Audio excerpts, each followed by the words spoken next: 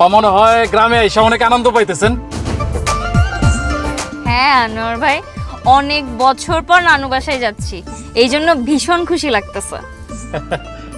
এইটা তো আপনার নানু বাড়ি না, তো চাইলে তো আপনি প্রতি বছরে আসতে পারেন।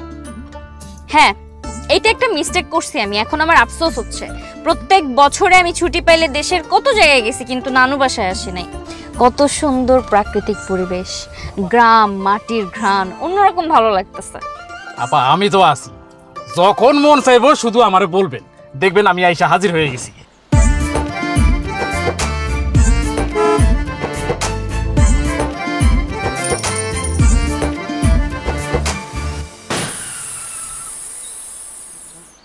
এই এই বদমাশ পোলাপান, এই খাড়া খাড়া হইতেছি। হায় হায় হায় সর্বনাশ, দিছে আমার চাক্কাটার পাঞ্চার কইরা। এই বদমাশ পোলাপান। আরে রে, উত্তেজিত হবেন না আনোয়ার ভাই, কি হইছে? আপা চাক্কাটার পাঞ্চার করে দিছে দেন ব্রেক দিয়া। আচ্ছা ঠিক আছে, বাচ্চারা তো একটু দুষ্টামি করবেই, আমিও এরকম ছোটবেলায় অনেক দুষ্টামি করছি। আপনি যান, দেখেন কোনো মেকার টেকার পান কিনা, গাড়িটা ঠিক করে নিয়ে আসেন। একা যাইতে পারবেন আপনি? আনোয়ার ভাই, আমার জন্মভূমি না, এটা আমি চিনবো না? আপনি ঠিক করে আসেন দ্রুত, ব্যাগ ট্যাগ সবকিছু নিয়ে আসেন। সাবধানে যায় না পা। ঠিক আছে, আপনি দ্রুত আসেন।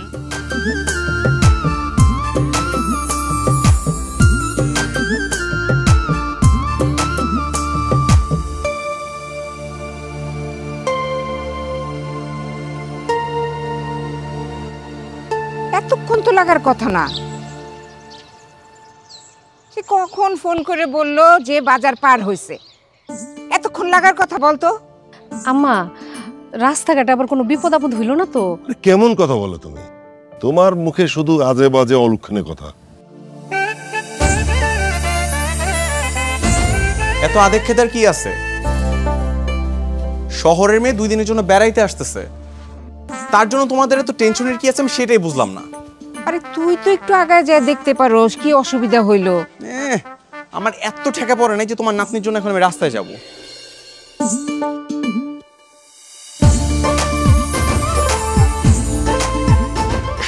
ওই তো আইসা পড়ছে।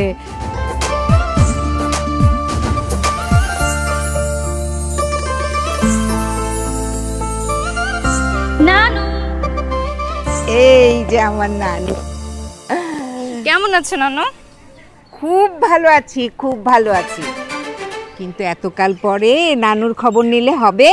হ্যাঁ, নানুর খবর নিতে তো আমি আসলাম, নানু তো আমার খবর নিতে ঢাকা যেতে পারে, তাই না? আসসালামু আলাইকুম মামা। ওয়ালাইকুম সালাম।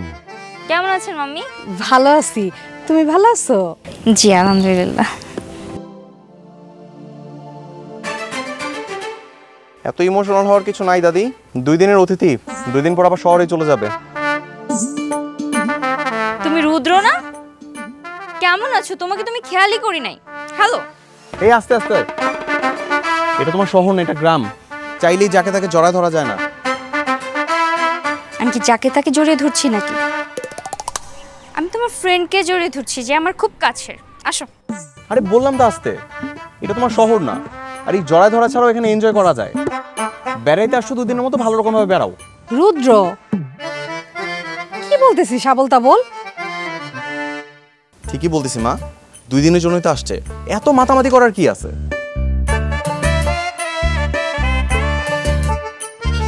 তোমার ছেলের কি কথাবার্তা।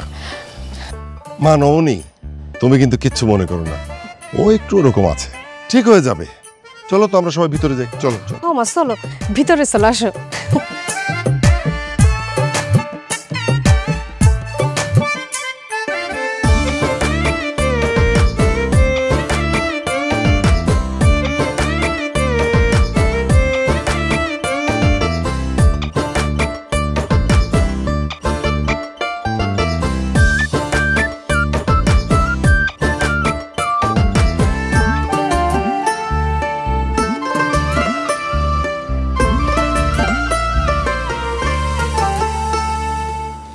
নবনী,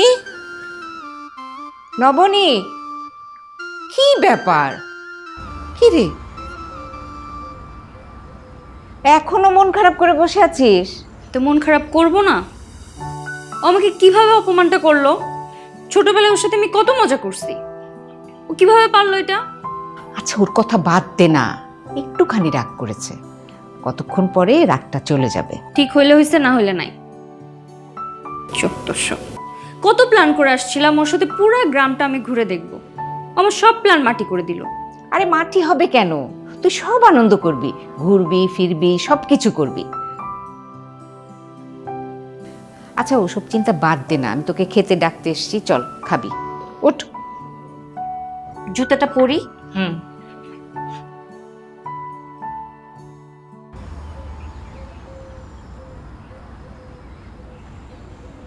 আসো মা আসো, বসো, খাইতে বসো। ওয়াও, সবাই ফ্লোরে বসে খাচ্ছেন? ও মাই গড, আমি তো খুবই এক্সাইটেড এভাবে খাওয়ার জন্য। ঢাকাতে তো ডাইনিং এ ছাড়া খাওয়ার সুযোগই হয় না। মা, তোমার গেস্টের জন্য ডাইনিং টেবিলের ব্যবস্থা করে দাও, সে কিন্তু আবার আমাদের মতো ফ্লোরে বসে খেতে পারবে না। না না না, আমার জন্য ডাইনিং টেবিল লাগবে না, আমি তো ফ্লোরে পাটি বিছিয়ে সবার সাথে খেতে চাই। মা, আজকে যদি ফ্লোরে বসে খাওয়াও, কালকে কিন্তু বলবে ও বাবা গো আমার কোমর ব্যথা করতেছে নিচে বসে খেতে খেতে। কি সমস্যা তোমার? আসার পর থেকে দেখছি তুমি আমার পিছে লেগে আছো, একটার পর একটা খোঁচা মারার কথা বলেই যাচ্ছ। হ্যাঁ আমি বুঝতে পারছি তোমার আমাকে সহ্য হচ্ছে না, ভালো লাগছে না, কিন্তু সবার সামনে এভাবে বারবার তুমি আমাকে ইনসাল্ট করতে পারো না। মাম্মি, ওর খাওয়া শেষ হলে আমাকে ডেকে না, আমি এসে খেয়ে যাবো। আহা নবনী, আরে বস না, বস, রাগ করিস না না। না, আমি এখন খাবো না। মা তুমি বসো তো, ও একটু এরকম দুষ্টামি করে সব সময়, আমি তো বলছি বসো না প্লিজ। সরি মামা, আমি এখন ওর সাথে বসে খেতে পারবো না, কারণ বিষয়টা আমার ইগোতে লাগছে। রুদ্র, এটা কি ধরনের ব্যবহার? হ্যাঁ, ও আসছে পর থেকে দেখছি যে তুই ওর সাথে খারাপ ব্যবহার করছিস। কেন করিস? হ্যাঁ, আমি যেন আর কখনো খারাপ ব্যবহার করতে না দেখি। শোনো বাবা, তোমার আচরণ ঠিক করো, তোমার আচরণ কিন্তু দিন দিন অনেক খারাপ হয়ে যাচ্ছে। ও হচ্ছে আমাদের বাড়ির গেস্ট।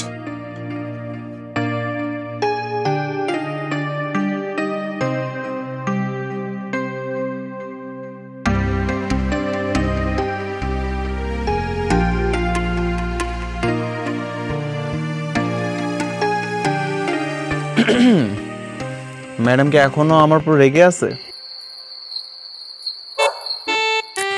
তুমি এখানে কেন আসছো? তোমার সাথে তো আমি কথাই বলতে চাই না। কেন? কেন তুমি জানো না? আসার পর থেকে তুমি আমার সাথে খারাপ ব্যবহার করতেছো। খেতে গেছি সেইখানে তুমি আমার সাথে কি ব্যবহারটা করছো? হ্যাঁ, তুমি তো আমাকে সহ্যই করতে পারছো না। কে বলছে যে আমি তোমাকে সহ্য করতে পারতেছি না? তোমার ব্যবহার, সবকিছু মুখে বলে দিতে হয় না, কিছু কিছু ব্যবহারও প্রকাশ পায়।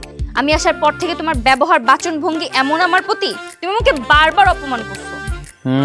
বুঝতে পারলাম, খালি হাতে পায়ে লম্বা হইছো, এখন পর্যন্ত যে দাঁড় রাখছিস ছোটবেলার মতো করেই আছে। তো থাকবে না? হ্যাঁ, তোমার মতো চেঞ্জ হয়ে যাব নাকি? আমি যেমন তেমনই আছি, তেমনই থাকবো। আমি কত প্ল্যান করে গ্রামে আসছিলাম, একসাথে ঘুরবো ফিরবো আনন্দ করব, আমার সব প্ল্যান মাটি করে দিছো। আচ্ছা ঠিক আছে, এত রাগ অভিমান করে থাকা লাগবে না। আমি তোমাকে নিয়ে কালকে থেকে ঘুরতে বের হবো, ঠিক আছে? থাক, তার আর কোনো দরকার নেই। আমি একা একাই ঘুরতে পারবো, ঠিক আছে?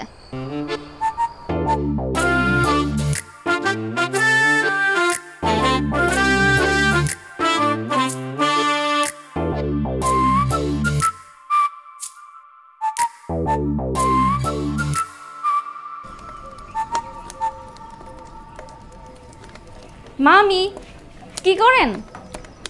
পিঠা বানান? আমাকে ডাকলেই পারতেন।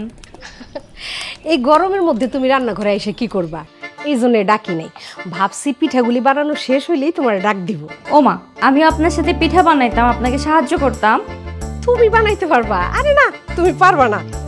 মামি কি যে বলেন না, আমার মা মানে আপনার ননদিনী আমাকে হাতে ধরে ধরে সবকিছু রান্না করা শেখাইছে। আমি পারি, দেন আমি একটু পিঠা বানাই। আচ্ছা ঠিক আছে, নাও বানাও। থ্যাংক ইউ মামি।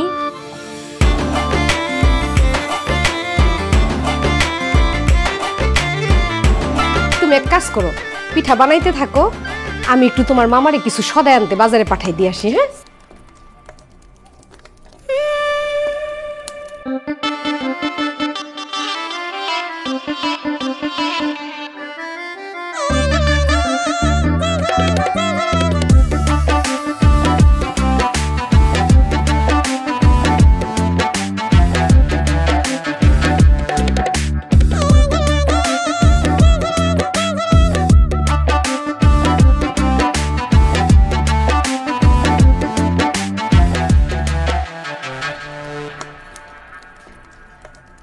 আরে বাহ, তুমি তো দেখি কি সুন্দর পিঠা বানাইছো।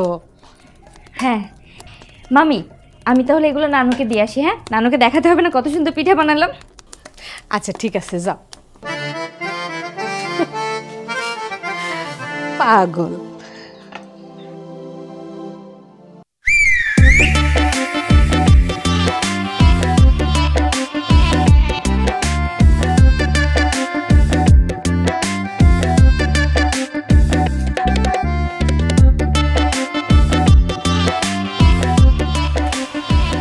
নানু দেখো, আমি নিজের হাতে পিঠা বানিয়েছি। কি বলছিস তুই? হ্যাঁ আমি। তোমার ওই যে বজ্জাত নাতিটা আছে না, বলে আমি কিছু পারি না, আমি নাকি শহরে মেয়ে বলে খেপে, ওকে দেখিয়ে দিতে আমিও সব পারি। তুই তো পারবি, তুই আমার মেয়ের ঘরের মেয়ে, গুণ তো থাকবেই। খুব সুন্দর পিঠা হয়েছে। হ্যাঁ, এখন যাও, এই পিঠাগুলা তোমার নাতিকে দিয়ে আসো। আচ্ছা ঠিক আছে। আর হ্যাঁ, বলবা না এটা আমি বানিয়েছি। কেন, তুই তো পিঠা বানিয়েছিস। নানু, তুমি তোমার নাতিকে চিনো না? যদি জানতে পারি এই পিঠা আমি বানাইছি তাইলেও খাবে না, আর যদি খায়ও ভালো হইলেও বলবে না ভালো হয়েছে। এই বুড়া বয়সে আমাকে মিথ্যে কথা বলতে হবে? নানু প্লিজ। আচ্ছা ঠিক আছে, তোর জন্য না হয় একটু মিথ্যে কথা বললামই। আমার কিউট সুইট নানু। দেখ, এইটা ধর।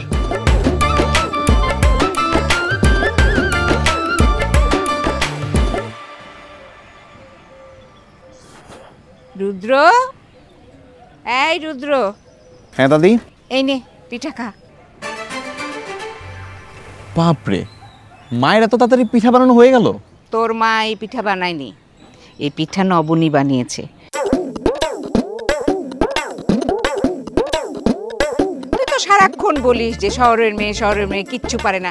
দেখেছিস কত গুণ, কত সুন্দর পিঠা বানিয়েছে।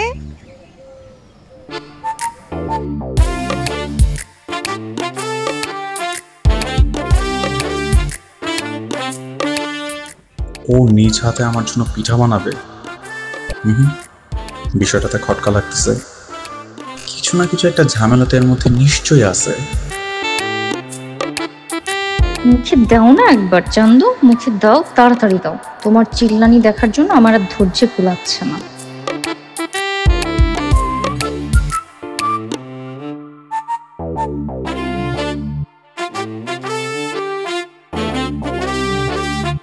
কিরে ঠাকুরের ওদিকে কি দেখছিস?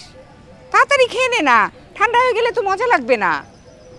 দাদি, আমি ভাবতেছি কি যে এত কষ্ট করে আমার জন্য পিঠাটা বানাইছে, আমি তাকে একসাথে নিয়ে এই পিঠাটা খাই। এটা তো খুব বুদ্ধিমানের মতো কথা বলছিস। ঠিক আছে, দুজনে মিলে পিঠাটা খা। ঠান্ডা করিস না কিন্তু, ঠান্ডা হয়ে গেলে মজা লাগবে না, ঠিক আছে? তুমি ভিতরে যাও, আমি যাইতেছি। এই কই যাচ্ছ? এখানে আসো।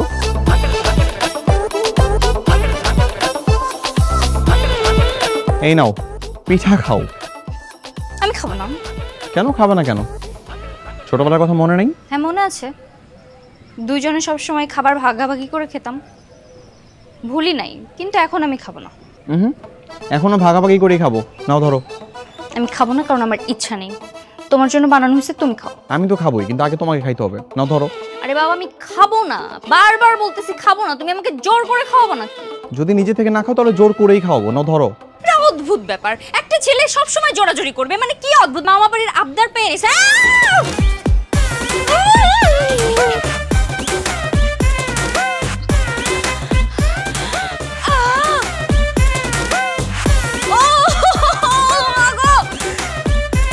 দেখছো, আমি যা সন্দেহ করছিলাম তাই।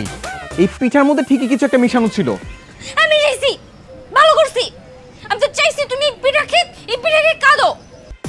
কিন্তু তুমি এটা কেন করছো? কারণ কারণ তুমি আমি যেদিন এই বাড়িতে আসছি কি ব্যবহার করছো তোমার মনে নেই? আমি তো বলি নাই।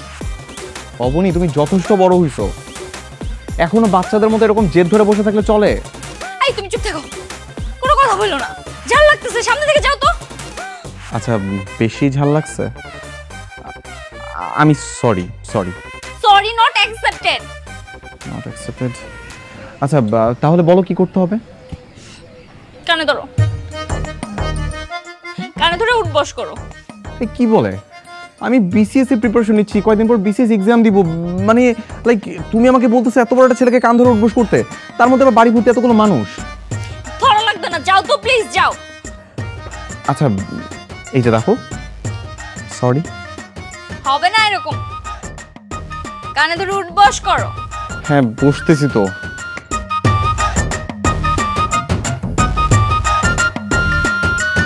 সরি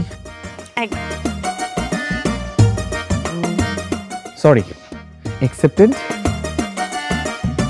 ভেবে দেখছি, I am not happy. Not happy? কি মেরে বাবা!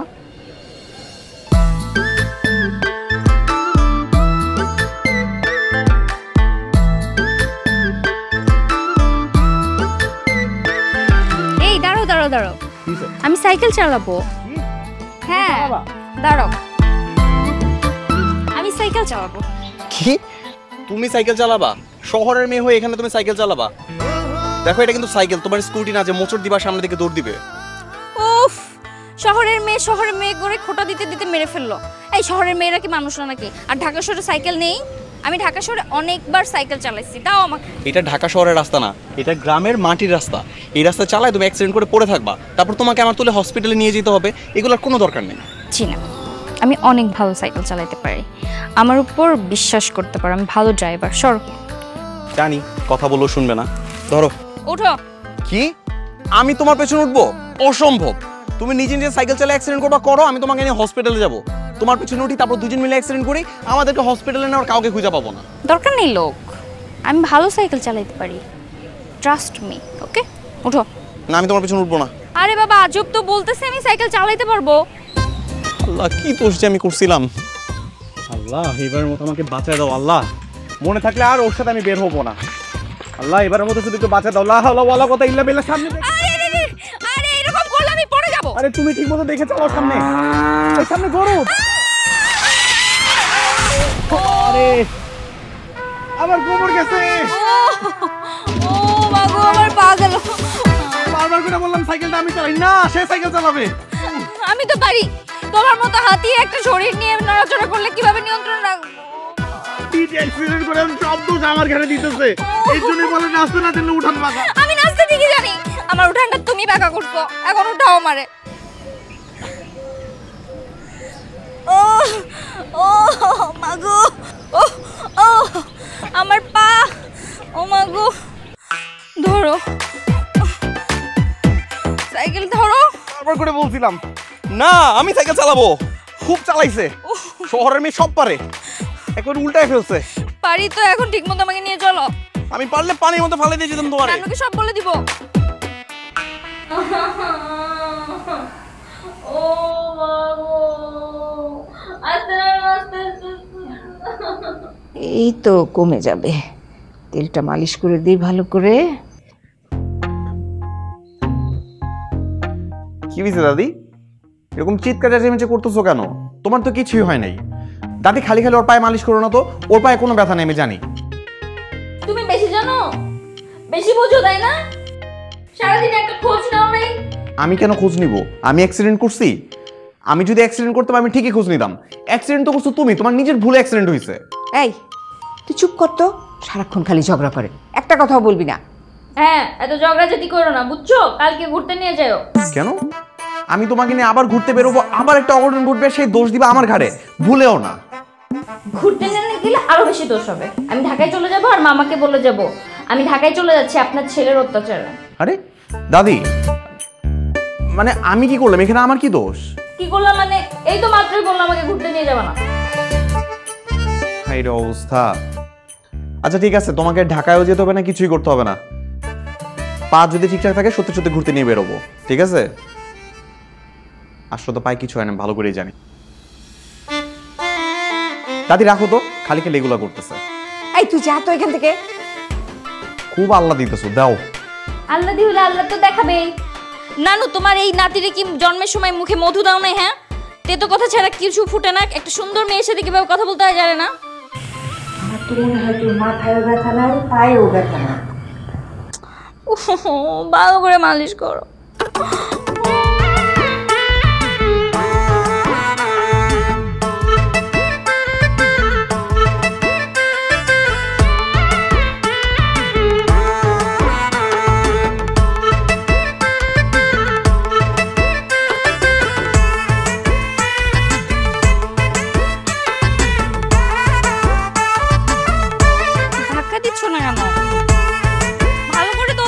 হ্যাঁ, আমি দোল দেই, আর তারপর এখান থেকে পড়ে আরেকটা অঘটন ঘটাও, আর সেটা দায়ভার আমার ঘাড়ে পড়ুক। আরে কিচ্ছু হবে না, একটু দোল দাও তো ভালো করে। দিচ্ছি।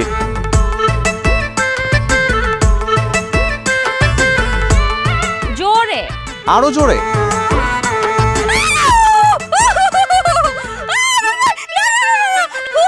আস্তে না, আরেকটু জোরে। থাকো তুমি, আমি গেলাম। রুদ্র দাঁড়াও। আরে রুদ্র, আরে দাঁড়াও। রুদ্র দাঁড়াও। আরে কোথায় যাচ্ছ? দাঁড়াও বলতেছি।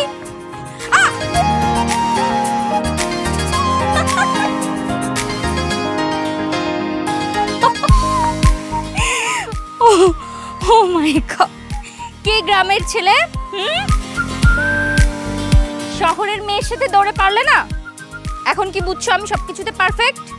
হ্যাঁ, মেনে নিচ্ছি তুমি সবকিছুতে পারফেক্ট। এবার ঠিক আছে? না, এবার হাত ধরো। আসো। কি হলো? চলো। এভাবে তাকিয়ে আছো কেন? কেন? তোমার দিকে তাকিয়ে থাকা নিষেধ নাকি? না, তাকাইতেই পারো, কিন্তু বেশি তাকিয়ে থাকলে আমার মায়ে পড়ে যেতে পারো। আসো।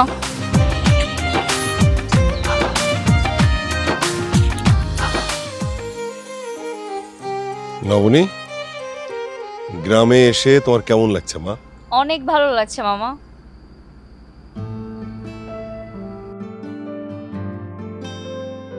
আমার তো মনে হচ্ছে আমি এতদিন গ্রামে না এসে অনেক কিছু মিস করছি। আমার আফসোস হচ্ছে।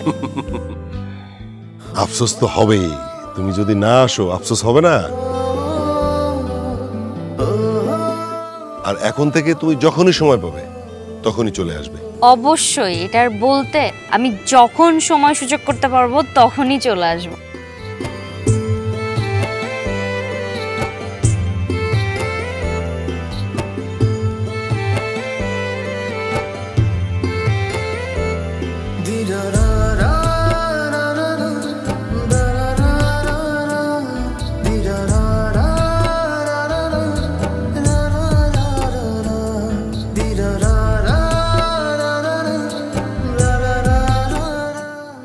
দাদু ভাই, শুধু তাকিয়ে তাকিয়ে দেখলেই হবে?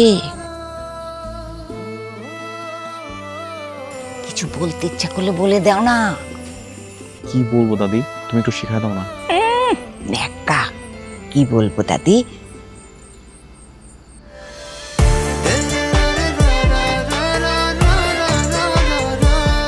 আচ্ছা, আমাদের আশেপাশে 10 গ্রামে এরকম একটা সুন্দরী মেয়ে খুঁজে পাবি তুই?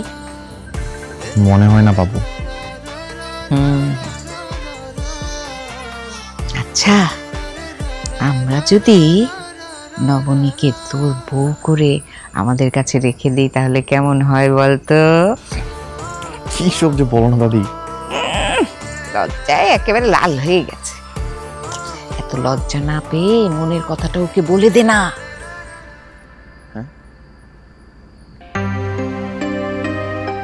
কিন্তু দাদি, নবনী কি রাজি হবে? আরে রাজি হবে না কেন? দেখিস না তোর পিছে সারাদিন ঘুরঘুর করে। অবশ্য ঝগড়াও করে অনেক, আসলে মেয়েরা তার সাথেই বেশি ঝগড়া করে, যাকে বেশি পছন্দ করে। সত্যি? হ্যাঁ রে বাবা, দেরি করিস না, তাড়াতাড়ি বলে দে, বাকিটা আমি লিখে নেব।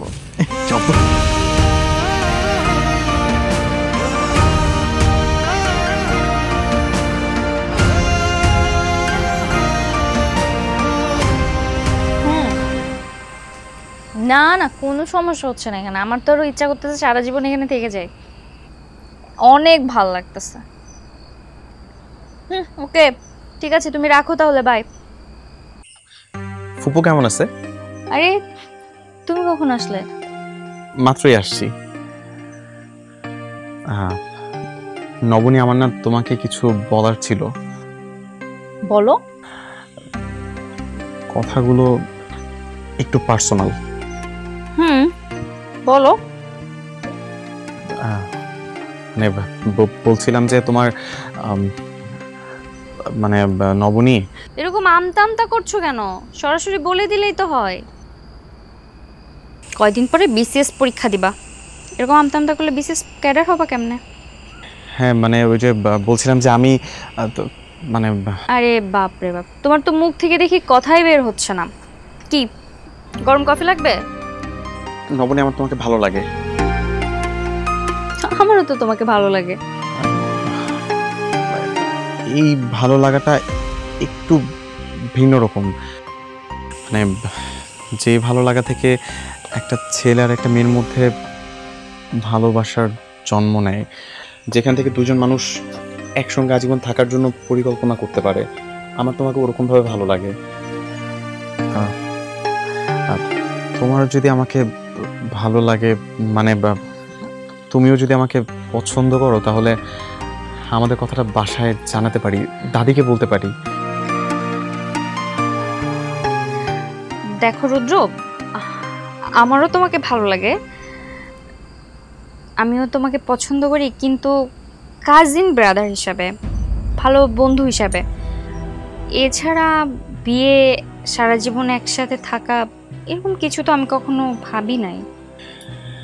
হ্যাঁ কিন্তু অসম্ভব তো কিছু না, মানে আমরা তো চাইলে চেষ্টা করে দেখতে পারি। হ্যাঁ আসলে রুদ্র, আমি তো ছোটবেলা থেকে শহরে বড় হয়েছি, তো আমার অনেক ছেলে ফ্রেন্ড আছে। আমি যাদেরকে ফ্রেন্ড বানাই তাদের সাথে মন থেকেই মিশি, মানে। তো তুমি হয়তো আমার এভাবে মেলামেশাকে অন্যভাবে নিয়ে নিছো, আর আমার আসলে আত্মীয়র মধ্যে আত্মীয়তা করাটা একদমই পছন্দ না। ও হ্যাঁ ঠিক আছে, তুমি না চাইলেও তো আর জোর করার কিছু নাই। ঠিক আছে আচ্ছা ঠিক আছে, রিল্যাক্স থাকো, এগুলো বাদ দাও। হ্যাঁ, এগুলো নিয়ে এত ভাবার কিছু নেই। না আসলে ভুলটা তো আমারই। তুমি শহরের মেয়ে, আমি গ্রামের ছেলে, আমারই ব্যাপারটা বোঝা দরকার ছিল যে আমাদের তো আসলে একসাথে মিলে না, তাই না? তুমি এগুলো কিছু মনে রেখো না। আরে না না, প্যারা নেই, চিল, আসি।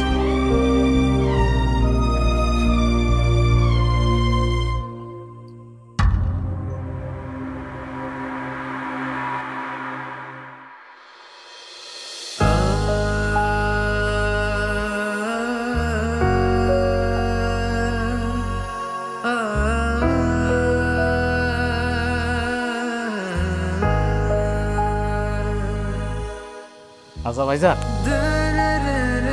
আপনি যখন মেলা বড় চাকরি করবেন তখন তো ঢাকায় থাকবেন না? চাকরি যেখানে হবে সেখানেই থাকবো। তা অবশ্য ঠিক।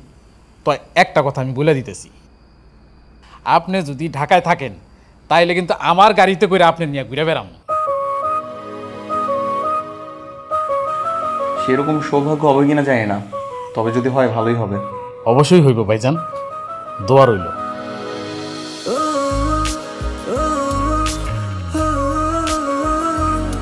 কি করছো? বিসিএস এর প্রস্তুতি চলছে না? পড়ো পড়ো, একবার বিসিএস ক্যাডার হয়ে গেলে তখন পিছে মেয়েদের লাইন লেগে যাবে।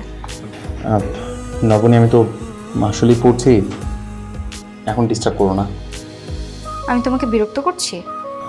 মানে আমি আসলে পড়ার সময় এরকমভাবে কথা বলতে পারি না, আবার কেউ কথা বললেও পড়াতে মনোযোগ দিতে পারি না। ঠিক আছে, বিরক্ত করার জন্য সরি, আসি। থ্যাঙ্কস।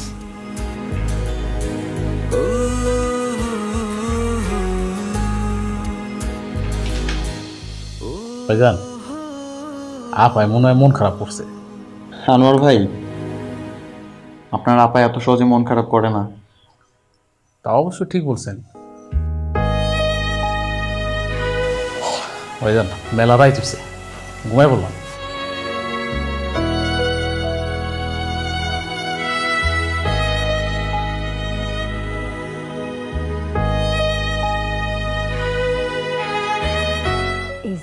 মেম্বারের মেয়ের ছবিটা দাও, মারে দেখে।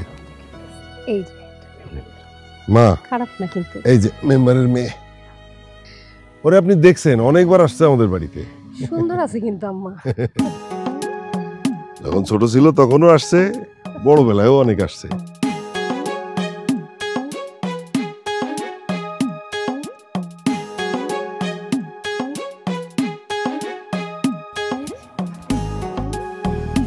কি নানু, বাড়িতে কোনো অনুষ্ঠান হচ্ছে নাকি? এতক্ষণে ঘুম ভাঙলো তাই না? এই দেখ তো ছবিটা, মেয়েটা সুন্দর না? কার ছবি এটা? আমাদের মেম্বার সাহেবের মেয়ের ছবি। রুদ্ররে এই মেয়ের পাত্র হিসাবে সাব্যস্ত করছে। কিন্তু রুদ্র তো আমাকে বিয়ার প্রস্তাব নিয়ে গেছিল তো, হ্যাঁ? আরে এটা তো আমি শিখাই দিছিলাম, কিন্তু তুই নাকি বলছিস শহরের কোন ভালো ছেলে বিয়ে করবি। পাত্রী কি সবাই পছন্দ করছে? হ্যাঁ, সবাই পছন্দ করছে তাই না? হ্যাঁ, আরে তোর মামি তো তোর মার কাছে মেসেঞ্জারে ছবি পাঠাই দিচ্ছে, তোর মাও খুব পছন্দ করছে তাই না? তাই তো বললো। ও, সবাই যেহেতু পছন্দ করছে তাহলে তো আর কোনো সমস্যা নেই। শোনো মা, বিয়ের অনুষ্ঠানের আগ পর্যন্ত তোমার কিন্তু ঢাকায় ফেরা হচ্ছে না। তুমি এই কয়েকদিন গ্রামেই থাকবে, আর তোমার বাবা মা 2-1 দিনের মধ্যে গ্রামে চলে আসবে, ঠিক আছে?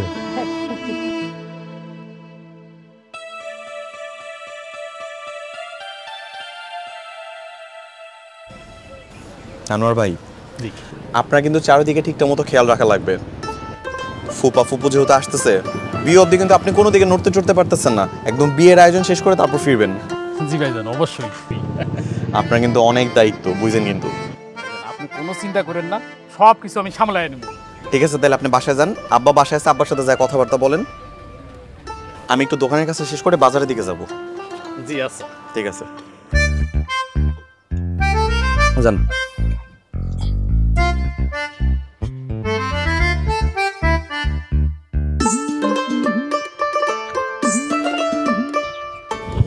আনোয়ার ভাই, জি। রুদ্রকে দেখছেন? হ্যাঁ ভাইজান তো দোকানে, আমারে বললো চাচা জানের সাথে মিলা বাকি কাজগুলো করে ফেলতে। আচ্ছা।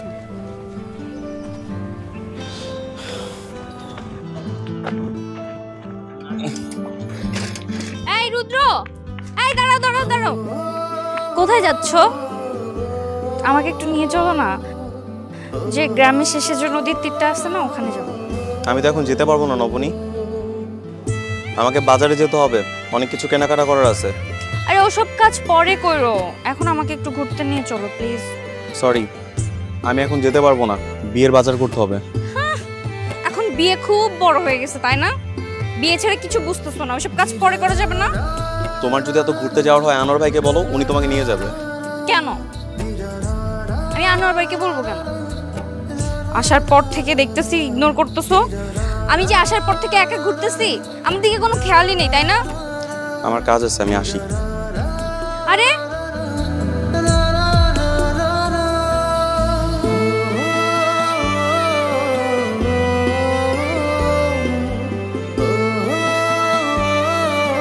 তোকে আমাদের সবার খুব পছন্দ হয়েছিল, রুদ্রকেও তোর কথা বলেছিলাম, ভেবেছিলাম সারা জীবনের জন্য তোকে আমাদের বাড়িতে রেখে দেব। কিন্তু নানু, আমি তো এরকম ভাবি নাই, এই জন্য বুঝতেও পারি নাই। তবে এখন একটু একটু বুঝতে পারছি। রুদ্র তোকে খুব পছন্দ করত, তোর কথা বলাতে এমন লজ্জা পেল, মুখটা একদম লাল হয়ে গিয়েছিল। কিন্তু ও তো বিয়েতে রাজি হয়ে গেছে, তার মানে আমি ওকে রিজেক্ট করছি, এই জিদ থেকেও বিয়েতে রাজি হয়েছে। নাহলে এখন পড়ালেখা রেখে বিয়ে করার ছেলেও না। আমারও তাই মনে হয় নবনী, না হলে তো ও তো বিয়েতে রাজি হতো না।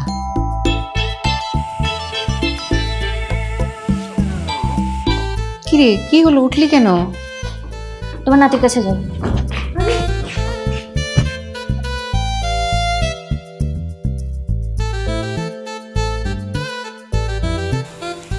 তোমার সাথে আমার কিছু কথা ছিল। কি কথা? আসলে তুমি যে বিষয়টা নিয়ে আমাকে বলেছিলে, আমি ওটা নিয়ে ভেবে দেখলাম, আর নানির মুখ থেকেও সবকিছু শুনলাম। আমি তোমাকে এখন বিয়ে করতে চাই।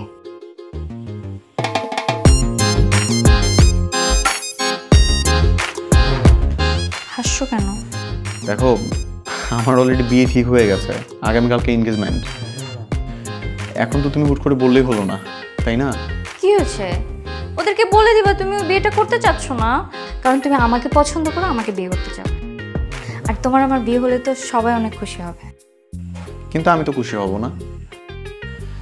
দেখো নবীনী, তুমি একটা কথা আমাকে বলছিলে না যে তুমি শহরের মেয়ে, তুমি কিন্তু আসলে শহরের একটা স্মার্ট ছেলেকে ডিজার্ভ করো, আর আমি তো গ্রামের ছেলে।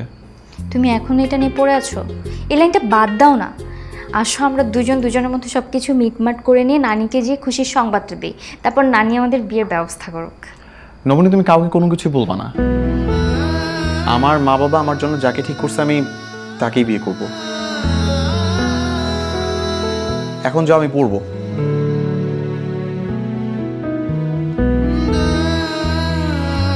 কি হলো, যাও।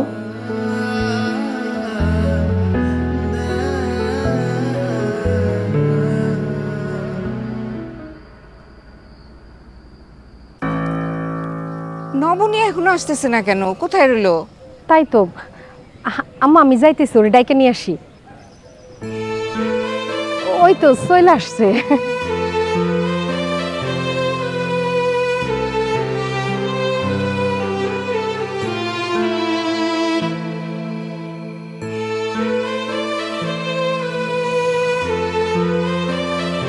কি ব্যাপার, মেয়েরে আংটি পরাইতে যাচ্ছি, এই কাপড় পরছো কেন? হ্যাঁ, আরে বিয়ে বাড়িতে যেরকম কাপড় পরে ওই রকম সুন্দর কাপড় পরে যাবা।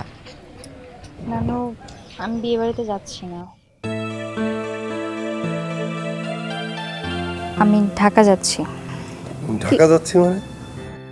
তোমার বাবা মা তো কাল পরশুই চলে আসছে, আর তুমি ঢাকা চলে যাবে? হ্যাঁ মামা, আমার জরুরি একটা পরীক্ষা পড়ে গেছে, আমাকে ঢাকা যেতে হবে। পরীক্ষা? কি বলতেছো তুমি? তুমি না বললা যে পরীক্ষা শেষ করে আমাদের এখানে আসছো? পরীক্ষা শেষ, কিন্তু এটা আরেকটা পরীক্ষা, আবার নতুন করে পরীক্ষার ডেট দিছে আর কি, তো যেতেই হবে। যা হইতেছে সেটা ভালো হইতেছে না। দাদি, যে চলে যেতে চায় তাকে তো জোর করে আটকা রাখার দরকার নাই, যেতে দেওয়াটাই ভালো। তুই চুপ থাক, বেশি বেশি। নবনী মা, দেখো না, একটু যদি চেষ্টা করে তোমার কাজটা একটু পিছায় দেওয়া যায়। আমাগো সবাই আশা ছিল একসাথে সবাই থাইকে আনন্দ কইরা রুদ্রর বিয়াটা দিব। দেখো না মা। সব আশা কি আর সবসময় পূরণ হয় মামি? কিছু আশা তো অপূর্ণ থেকে যায়।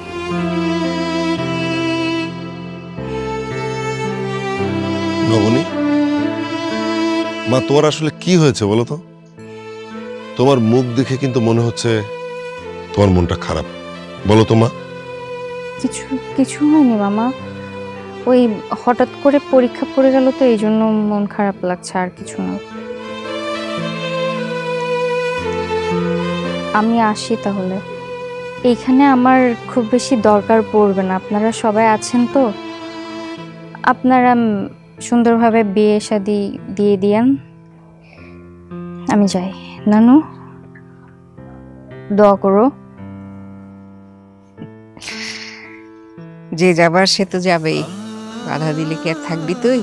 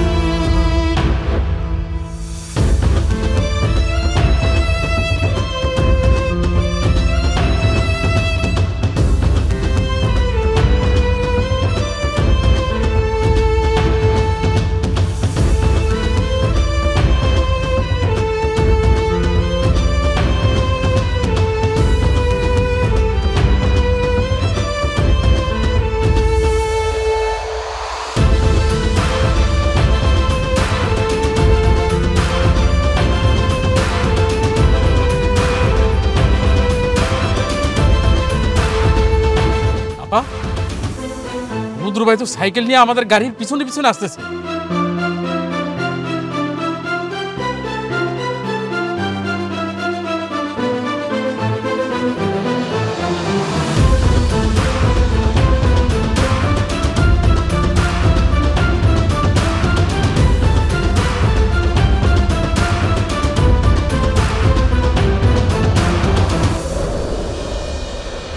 কি ব্যাপার?